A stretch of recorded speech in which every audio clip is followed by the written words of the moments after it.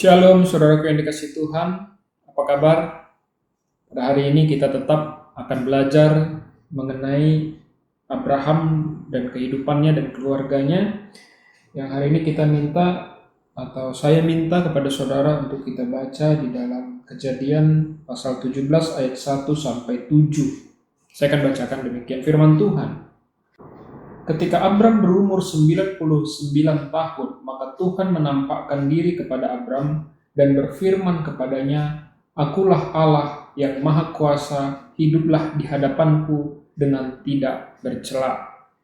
Sekali lagi Tuhan berjumpa dengan Abram dan dikatakan di ayat 2, "Aku akan mengadakan perjanjian antara aku dan engkau, dan aku akan membuat engkau sangat banyak." Jadi Abraham ketemu dengan Tuhan, lalu Tuhan mengatakan bahwa hari ini kita bikin perjanjian, kita bikin kontrak antara Allah dan Abraham atau Abram pada saat itu. Nah, kontrak ini adalah kontrak di mana Tuhan, kalau dikatakan di sini, aku akan membuat kontrak di mana Tuhan mau bekerja di dalam kehidupan anaknya, dalam kehidupan Abram. Maka di ayat 3 dikatakan demikian. Lalu sujudlah Abram, dan Allah berfirman kepadanya, "Dari pihakku," ya, berarti dari sorga, "inilah perjanjianku dengan engkau. Engkau akan menjadi bapa sejumlah besar bangsa." Jadi poin yang akan diterima oleh Abraham pada waktu itu adalah bahwa Abraham akan menjadi seorang bapak bagi sejumlah besar bangsa. Bahkan bukan cuma satu bangsa, tetapi beberapa bangsa kalau di kita pengertiannya di sini. Di ayat 5 dikatakan, "Karena itu namamu bukan lagi Abram, melainkan Abraham, karena engkau telah kutetapkan menjadi bapak sejumlah besar bangsa." Di serial pertama, saya membagikan kepada kita tentang Abram menjadi Abraham. Ya, orang yang sama memiliki nama yang berbeda. Kalau kita pelajari hari ini adalah karena ada satu perjanjian antara Allah dengan Abraham, dan bahkan kita bisa melihat apa yang akan diberikan oleh Allah atau apa yang akan dilakukan oleh Allah kepada Abraham adalah, engkau akan menjadi bapa sejumlah besar bangsa. Atau di atas tadi dikatakan bahwa aku akan membuat engkau. Jadi ada sebuah works atau pekerjaan dari Allah yang menjadi bagian atau yang menjadi hak daripada Abraham. Sebuah hal yang Tuhan kerjakan untuk Abraham. Ayat 6 dikatakan demikian. "Aku akan membuat engkau beranak cucu sangat banyak. Engkau akan kubuat menjadi bangsa-bangsa, dan daripadamu akan berasal raja-raja." Khusus kepada Abraham, Tuhan akan meletakkan keturunannya itu adalah keturunan raja-raja. Ini hal yang perjanjian yang diterima oleh Abraham dari Allah. Ini sebuah MOU atau sebuah kontrak yang Tuhan berikan kepada Abraham. Ayat 7 saya bacakan. "Aku akan mengadakan perjanjian antara aku dan engkau serta keturunanmu, turun-temurun menjadi perjanjian yang kekal, supaya aku menjadi Allahmu dan Allah keturunanmu." Di sini dikatakan bahwa kontrak ini kekal, kontrak ini abadi. Kontrak ini tidak dapat ditarik. Kontrak ini sudah kekal antara Abraham dan Allah, antara keturunan Abraham dan Allah, kerajaan Allah. Ada hal yang bisa kita pelajari hari ini. Yang pertama adalah kita tahu bahwa Abram berubah menjadi Abraham. Di sana menandakan bahwa Abraham menerima perjanjian. Kalau saya katakan adalah dia menerima perjanjian berkat. Wah, kenapa kata-katanya berkat? Karena setiap yang dijanjikan Allah kepada Abraham adalah berkat.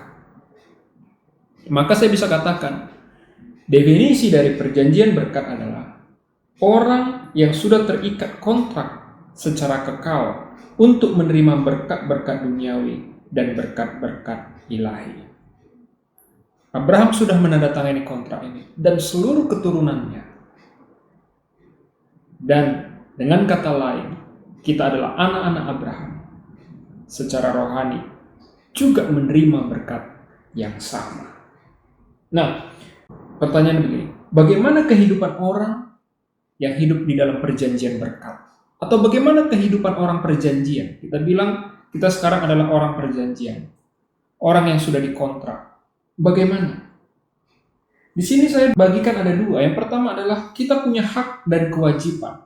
Jadi yang pertama, apa hak kita? Sesuai firman Tuhan tadi jelas dikatakan bahwa Tuhan bekerja bagi kehidupan kita, yaitu kita hidup di dalam penyertaan Tuhan. Tanpa penyertaan Tuhan kita tidak dapat hidup, karena kita sudah dikontrak oleh Tuhan. Yang kedua, anak perjanjian berkat menerima berkat-berkat sesuai dengan janji Tuhan. Jadi setiap janji Tuhan kepada Abraham, Ishak, Yakub, Israel, dan kepada siapapun yang dia cintai, itu juga akan menjadi janji kepada kita. Sehingga kita layak atau punya hak untuk mendapatkan berkat-berkat itu. Punya haknya.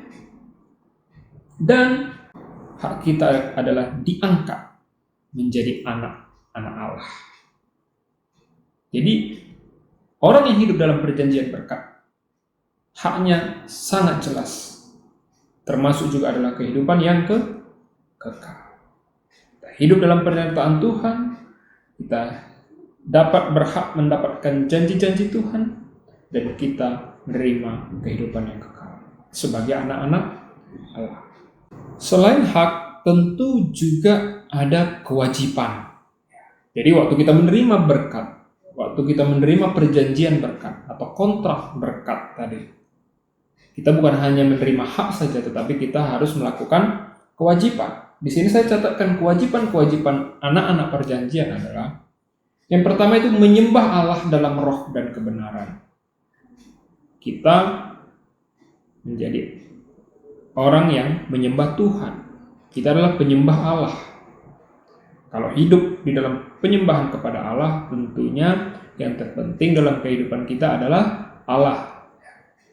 Kadang-kadang ada orang ke gereja, tapi sebenarnya yang terpenting dalam kehidupannya bukan Allah.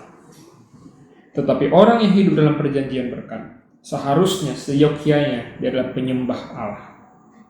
Yang kedua, kewajiban kita adalah menjadi kudus. Sebab Allah kudus. Namun di sini saya tambahkan, kita menjadi kudus karena kuasa Roh Kudus. Nah, ini lebih penting lagi. Saudara dengan kekuatan sendiri, saudara nggak bisa kudus. Tetapi karena ada Roh Kudus dari Tuhan, maka kita bisa menjadi kudus. Ini harus kita mengerti dan kita menerima. Karena tanpa Roh Kudus, kita tidak akan bisa menjadi kudus. Dan jadi kewajiban kita yang ketiga adalah kita harus menjadi Kristus kecil. Apa maksudnya Kristus kecil? Yesus Kristus 2000 tahun yang lalu, sebagai manusia, dia menjadi pengajar, pembawa berkat, pembagi berkat, menjadi solusi bagi zaman itu pada waktu itu. Dan hari ini, itu adalah tugas panggilan kita. Itu adalah kewajiban kita. Kalau ditanya kita kenapa harus jadi Kristen? Supaya kita menjadi Kristus kecil di lingkungan kita, di dunia kita, di zaman kita. Sehingga hidup kita ini menjadi ideal, seimbang antara hak dan kewajiban kita. Pada saat ini kita belajar tentang perjanjian berkat. Dan semua yang mendengar ini, yang menerima Yesus sebagai Tuhan, engkau hidup di dalam perjanjian berkat. Tuhan Yesus berkata.